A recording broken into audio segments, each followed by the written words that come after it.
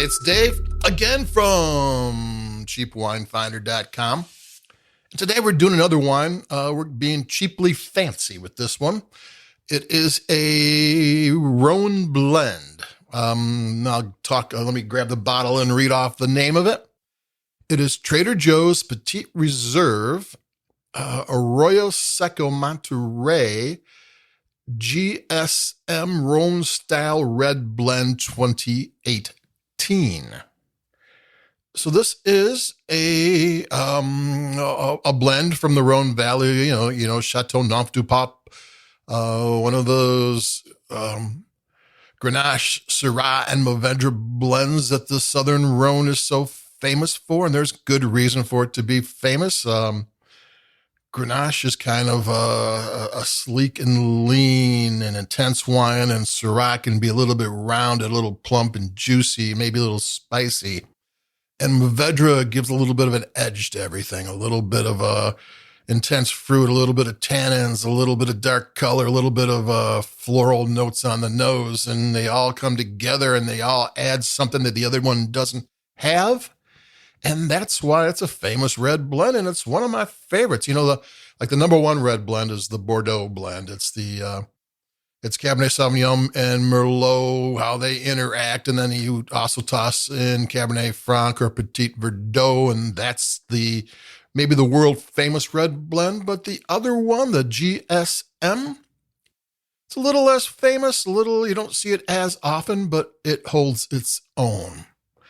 And like I said, this is a $6.99 GSM from Trader Joe's. Arroyo Seco is in Monterey. So Monterey is in the Central Coast. So it is a sub-AVA of a sub-AVA of an AVA. So it's from a very, very small region.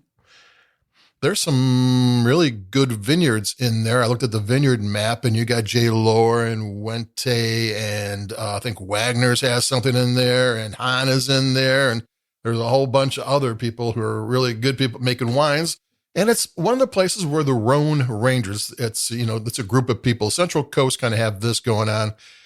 The North Coast, the Napas and the Sonomas, and that all kind of do Bordeaux wines or Burgundy wines. Burgundy's Chardonnay and Pinot Noir, and then the Cab and the Merlot's up there, and they still do those wines in the Central Coast too. But they're also kind of digging the southeastern French grapes too, and that's what this is. So this is a very good area. It's not the biggest area in the world for vineyards. There's like a pecking order. If you see California on the label, that usually means, since they have a wide area to source their grapes, it usually means it's going to be a reasonably inexpensive wine. It doesn't have to be. If you source your grapes from the most elite vineyards, it's going to cost more money.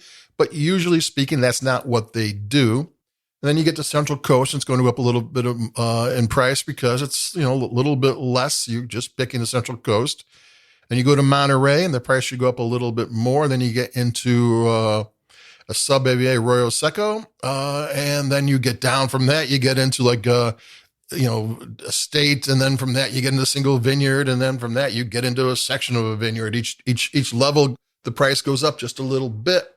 But this is like halfway up the chart for getting pricey, and it's $6.99, which is a very good thing. The people who made the wine is the ASV Vineyards, or a wine company, and Arroyo Seco Vineyards is what they're called. They're from the area. They make wines. They've been around for 40 years. So they've made other wines. They're not only doing Arroyo Seco wines. They can contract elsewhere, and I think they have some holdings in Lodi and a few other places too, so they can make wines elsewhere. And they've made wines for Trader Joe's on a regular basis. So we have a small AVA, a fancy French blend, and $6.99. And I'm going to take a sip.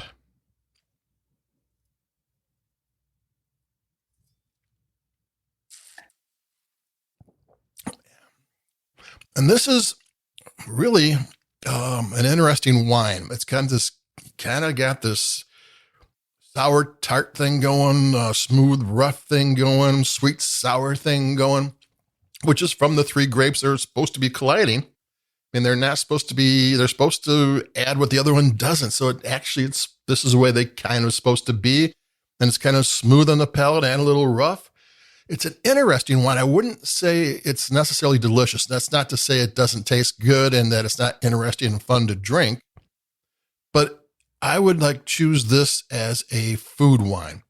I mean, this would go with burgers. I mean, you can, well, actually anything, the stews, roasts, pizza with all the toppings, this would go well with. I mean, this would really rock food. And I've been talking about that lately for a while, that people in countries that drink wine with lunch and dinner every single day don't spend a lot of money on wine. And that's kind of like counterproductive to American thinking. We have to spend tons of money. I'm going through all this trouble of making the food. I can't, waste the meal on a $6.99 wine, but oh yeah, you definitely can. The rest of the world does. There's no reason why you don't. And this is kind of like one of those wines that you would do that with. It's okay for sipping. I like it. I'm going to drink it. It's not delicious. But with a meal, this thing would kick butt. And what else can you ask for with a $6.99 GSM from Arroyo Seco? It's nice to drink. It's more complicated and interesting than it is, super tasty, but complicated and interesting is good praise for a $6.99 wine. I'm going to take another sip. I mean, I don't want to make it sound like it doesn't taste good, because it does, but it's just not one of those wines that get you grabbing for another sip all the time.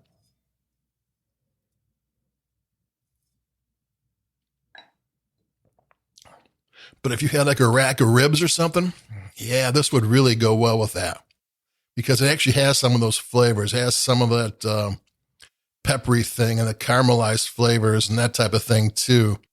Yeah. This is okay. This is a pretty decent wine. I'll give the name again, because it was a long time ago since I said it. It's Trader Joe's Petit Reserve GSM Rhone style red blend, Arroyo Seco Monterey 2018. Petit Reserve means they didn't get a whole lot of it. When this is gone, it's gone for good. I usually get emails, someone, this is 2018, want to know where the 2016 is. It's like, oh, long gone.